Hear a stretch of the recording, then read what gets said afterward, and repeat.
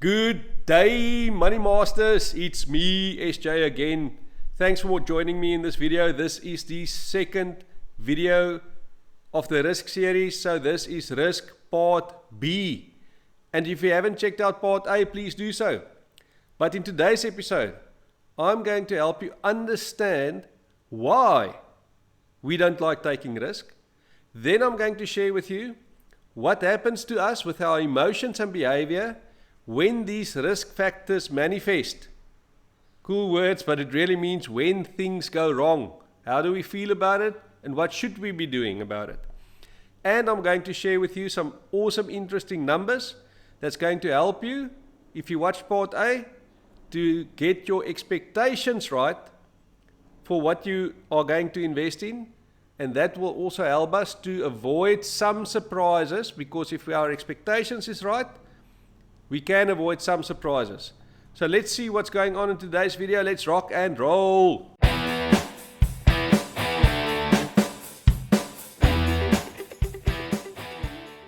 I know I'm wearing a very pink shirt. Now I know some of you out there will know that this is probably not pink. This is mid-autumn burnt ultraviolet or something. I don't know. I'm just a normal dude. I only seen the 16 colors that was originally brought out by Microsoft in 1980. So it's pink, okay? Alright, so I said what we're going to look at first is why do we not like taking risk? We call that risk aversion. We try to, all humans, human nature, we try to avoid risk where we can. And to explain to you why that happens to us without even thinking about it, I'm going to go into some psychology. Okay. So humans have what we call a type 2 error. Okay. So let's look at type 1 and type 2 errors. A type 1 error is what we call a false positive. Okay. So in this case, you are pregnant. It's a false positive. And we've learned a lot about false positives and false negatives in the last couple of years with COVID. When we do the test, when you don't feel well, you do the test, you could have a false positive. So they're telling you, yes, you have COVID, when you don't. And sometimes the test returned a false negative, which means you do have COVID, but the test says you don't. Okay, so we already understand a lot about this. So the false negative, that is what we call the type 2 error. It's a false negative. Cool pictures, eh? Okay, so human beings, I won't say suffer, but we, broadly speaking, have type 2 errors. That is a false negative. So let me explain it in another way. As you know by now, I'm from South Africa, which is on the continent of Africa, which is the motherland. Just imagine 200-300 years ago, we were still in the hunter-gatherer phase of human existence. So imagine a group of hunters went out in the morning with their bows and arrows or spears, and they were looking for something for the pot for the evening. As they walk through the bush, they see a tree or bush or shrub with something that looks like a lion behind it. They turn around and run. It may be a rock that almost has the shape of a lion, but there is no time to find out, because if you are wrong, you die. Okay, so we have a type 2 error because of natural selection. We don't want to die. So we see something, we don't, even if it is a rock, we are rather going to avoid the risk aversion. We're going to turn around and run so we can survive. And over many, many years, this is in our subconscious, it's in our DNA as humans. We do not like taking risks. We want to avoid it so that we can survive. So first question is, how does this risk aversion, this type 2 error that we have, how does that translate into your savings and investment? Well, I said risk aversion is we try to avoid risk. And often The way we do that in our savings and investment is by doing nothing. If you haven't watched part A, I explained there that's one of the biggest risks you can take with your savings and your investments is to do nothing. And if you want further information on that, please check out part B of inflation. Why it's so dangerous to do nothing with your savings and investments. The other thing that we do when it comes to investment is, I explained in the previous video about risk, the progression of the risk return spectrum, the products on that that's available to you, and we end up at that equity block. And because we end up at that equity block, our assumption when we look at that is that that equity block is very risky. So we try to avoid risk. We know we have to do something, but we end up investing in other products perhaps that are less risky, that provide more certainty. But by doing that, we don't achieve our long-term goal because we avoided the risk. We get the expected return equal to the risk we took. And what happens is that return may be too low for what you are saving for and for the time horizon that you are saving for. So that's how we try to avoid risk. And this brings me to the next part, which is part of this type 2 error. Some more research that went into that over many years is a good example of why we try to avoid risk. And that is also called prospect theory, where they use this. And I'm going to show you that in a picture format as well. But really, what I want you to think about before I show you the picture is, if I say you invest and you gain $50 or you lose $50, that is the same absolute number. Okay, 50 equals 50. But interestingly, human nature is we feel different, our emotions, we feel different when we make $50 relative to when we lose $50. You know what I'm talking about. In part A, I told you, our biggest risk and fear is losing money. So let me show you what that looks like from all the research they've done in a graph format. So what we've got here is the joy you experience or the pain you experience. And this is what happens with us as humans. When we make $50, you can see where this crosses. That is the amount of joy we get out of making the 50. But when we lose 50, look at the amount of pain we experience when we lose $50. And broadly speaking, what the research tells us is that for the same unit amount, so 50 gain or 50 loss, our emotion, our negative pain emotion from the loss is double the experience of joy when we make the same amount of money. So when you make 50 and you feel, let's say, 1 unit of joy, but when you lose 50, you're going to feel negative 2 units of pain. So double the pain. And we want to avoid pain. But allow me to test something on you. So I said we don't like pain. But let's say I say to you, I am going to pinch you. Okay, I'm going to pinch you for an undisclosed period. So it could be 10 seconds or 20 seconds or a minute. I'm going to pinch you, and in addition to you being uncertain about the time length of the pinch could also be softer or harder. But what I do promise before I pinch you is to say, the reward you will receive after the pinch is equal to the length of time that I pinched you for, as well as the severity of the pinch. So as an example, let's say I pinched you lightly for 10 seconds, I'll give you $20. If I pinched you very hard, very painful, for let's call it 50 seconds, I'll give you $200.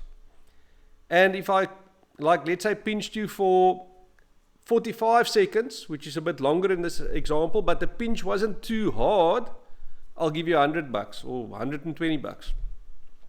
So now you're saying, okay, that doesn't sound too bad. I know I'm going to experience pain. The pain could be light or the pain could be severe. And it could be a shorter time or it could be a longer time, but there's a beginning and an end and there's a reward. All I have to do, or all you have to do, is now get your mindset right. Okay, I'm going to experience pain. It's shorter, longer, less severe, more severe, but at the end there's a great reward. I think most of us can prepare ourselves, emotionally prepare ourselves to what our response is going to be when that happens. And it would go something like this. Okay, I know I'm going to experience pain, shorter, longer, more severe, less severe. Okay, the pain starts, okay, I don't like this is a hard one. Okay, but there's a good reward at the end. There's good reward at the end, and it's, oh, shit. Yes, I've got it, $200. Okay, we prepare ourselves mentally. We know it's going to start and end, and we can go through this. We can adjust our behavior. We're not going to just start screaming and shouting or crying or pulling away because then you don't get your money. Okay, we are going to stick through it, go through that. We're going to manage our behavior so that we can get the reward. And I know that you know where I'm going with this. When you start taking risk with your investments, you are going to experience pain. You are going to experience pain. And I already told you, even if you don't, you're making some money. When you experience the pain, you're going to be doubly, that emotion of pain is going to be double the emotion of joy when you start making money. So we have to prepare ourselves for our savings now, investments. We are going to experience pain. We know there's a beginning and an end. Why? Because markets don't go down forever. At some point there is a turnaround and the markets start going up. You start making money again. And it could be more or less severe. And the more severe the pain is, and perhaps the longer it lasts, there's a very close correlation. But in other words, you can say when the pain is very severe and it lasts longer, the reward is almost always bigger. And we want to get those big rewards, which means we have to prepare ourselves to face the pain. The pain of investment, of losing money now. Remember, in this example I said, you don't get the money if you pull away from the pinch. You have to prepare to go through the pinch, to go through the pain. Same with your investments. If you're not prepared, irrespective of the risk you take, remember you can take lower risk or you can take higher risk.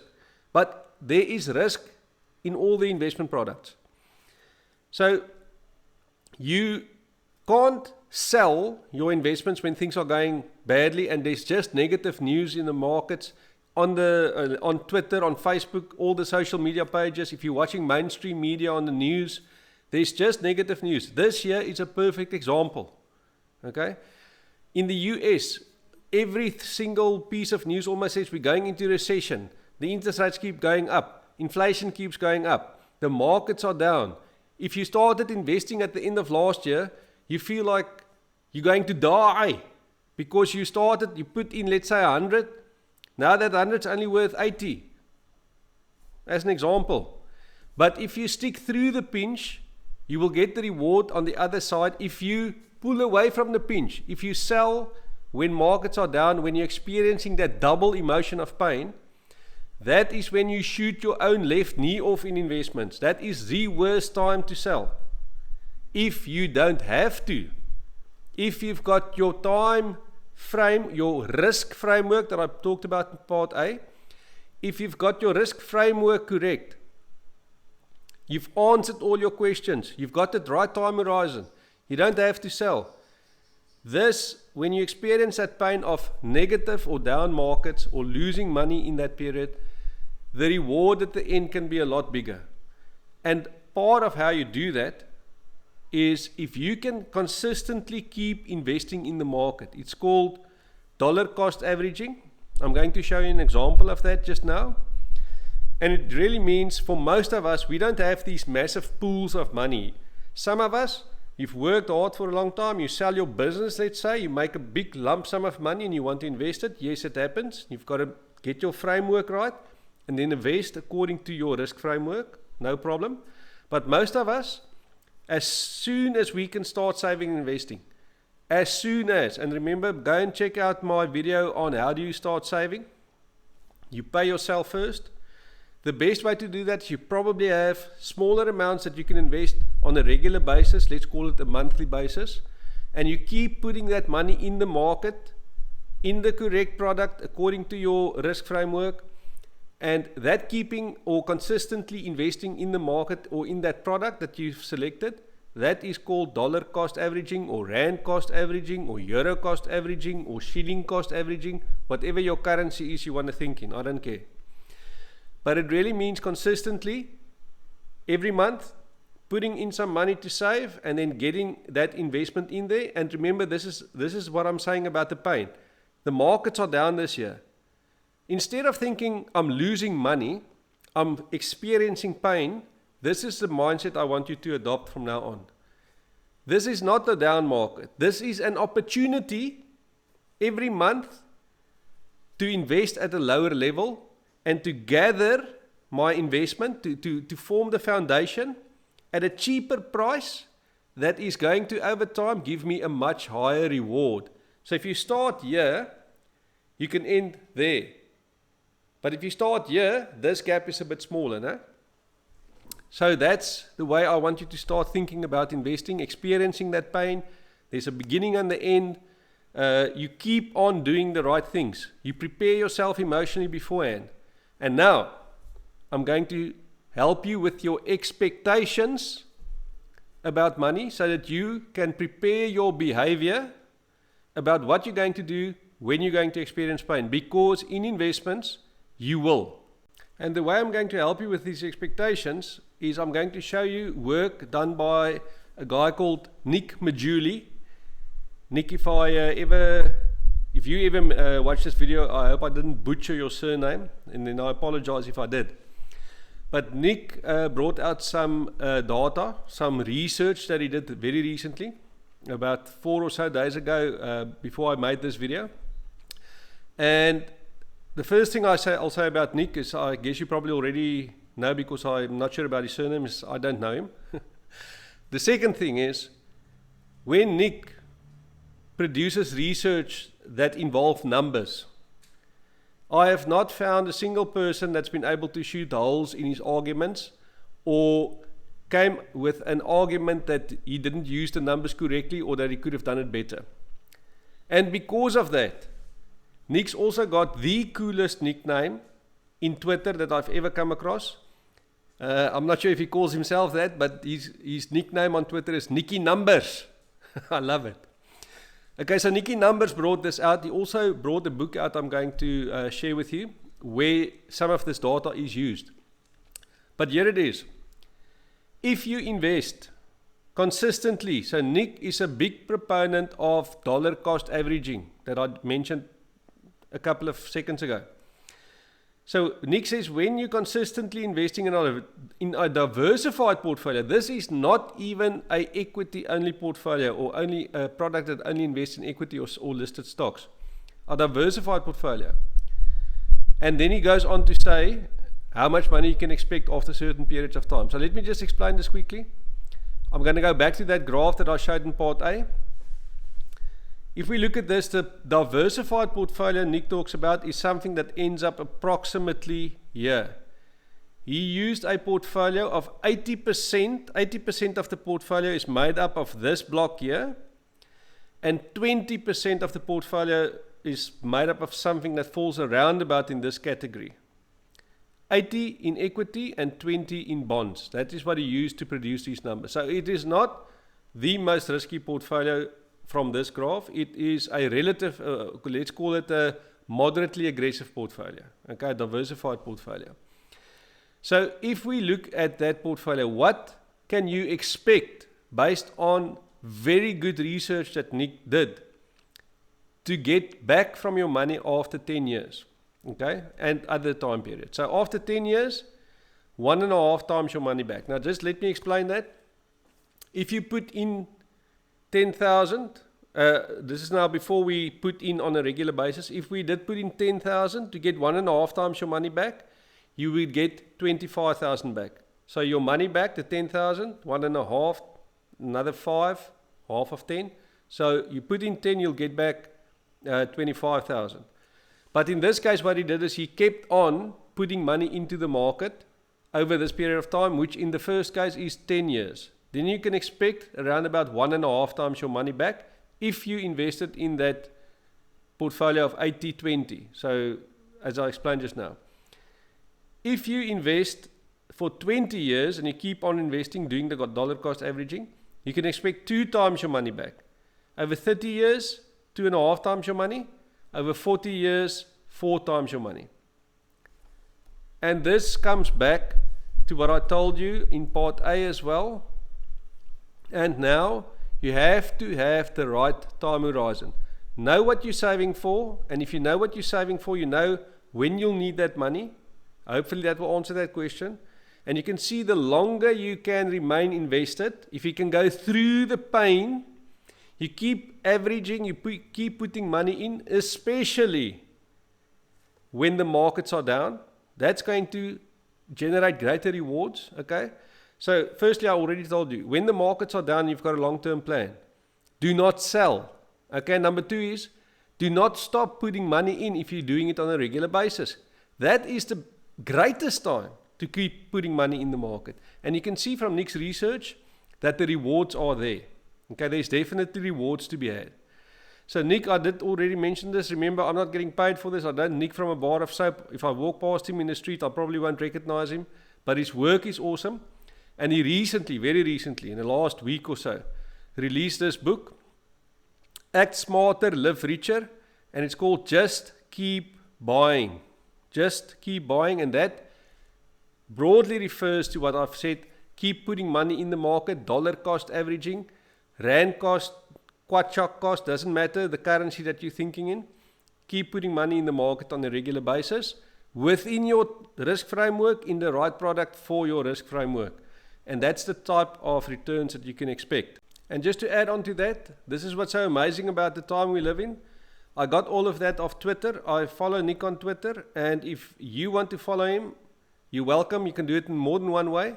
Here are some of his details. His website is www.ofdollarsandData, or they may say ofdollarsandData.com.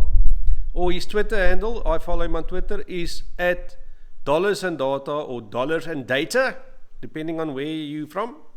But that is Nick's Twitter handle, and you can follow a guy like this on Twitter, and he releases and often talks about and releases research like this that you can benefit from.